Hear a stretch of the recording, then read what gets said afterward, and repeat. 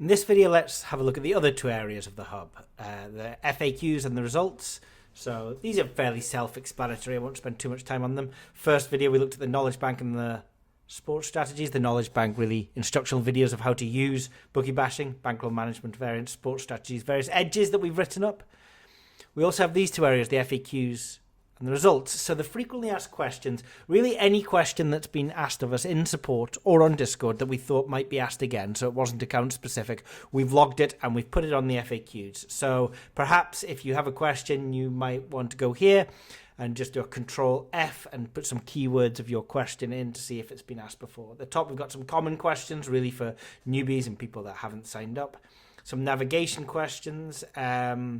This one's quite interesting. How should I view bookie bashing? Bookie bashing is designed to be viewed on a desktop computer. I mean, you can use your mobile, but the site is crammed with a lot of databases, a lot of calculators, a lot of trackers, a lot of information. It's very difficult to get a lot of information onto small screens. We do understand that members want to use bookie bashing when out and about. I mean, we are used by shops. What we recommend is if you are going to look at us on mobile, use bookie bashing once you have set your mobile to desktop view. On a common iPhone, this can be done.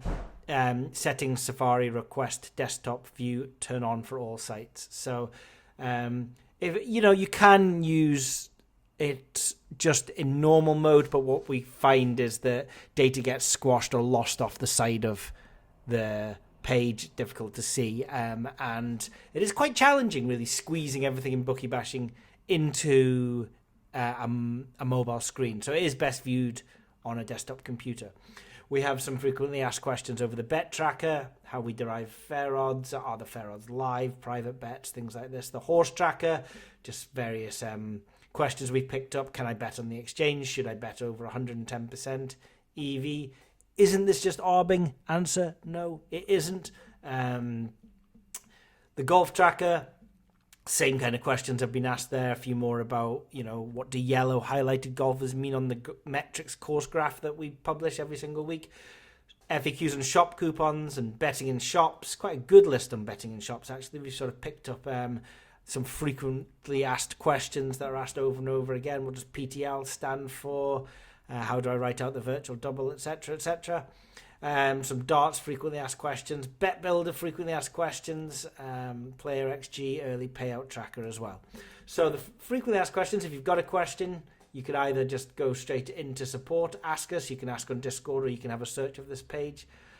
The other section that we have under the hub is the results section. So in the results section, we track the performance of all of our trackers. Our tools do not necessarily have back odds that we can benchmark them against. We are, however, in the process of improving how we report on the performance of tools. I will come back to that. But for the trackers, the horses in here, we take a snapshot of the horse racing tracker at the same time every day. Going back to 2020, same with the golf tracker. We just try and take a few plus EV golfers to try and make 10 to 15% of the field. We only use golfers where it's plus EV at 3 or more bookmakers. Now, that means that if you use the golf tracker, instead of just using the weekly golf options that we put up, which is how we monitor the ROI of the golf tracker, you should actually be getting a higher ROI than us because you're not constrained by the same rules that we are. Shop coupons, we publish our own shop coupons results. The problem with publishing any of the trackers that we have is we don't necessarily know if a price is cut at any given time or not, so we just publish our own results. Any of those coupon slips are available, and all of these have got Excel spreadsheets that you can download, interrogate, and have a look into the past. The bet tracker, we've got like 20,000 bets from the bet tracker. We've isolated the darts bets, which we do put on the bet tracker, so they're just a subset of this, but we wanted to know how darts are performing. The great sports offers, we are now obsolete, so that's a historical edge that we used to have.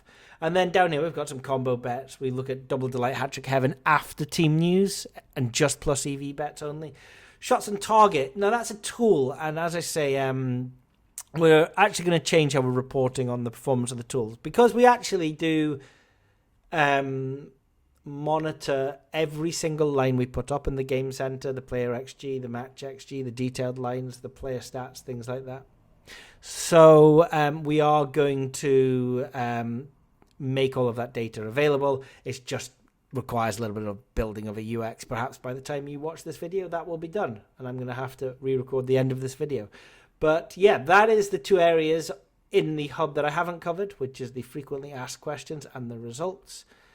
Just to show you, if I go into horses, you can go in there, you can see the graph of all time, you can download some data, you can have a look at a table. We try and report by different ROI, whether it's unit win or Kelly, and some more information. There's the horse racing just in 2023, a little bit of a patch recently, and the horse racing just for the BB algo only and things like that. So all of that is available. Those pages are open to all, just to make you aware, not just subscribed members.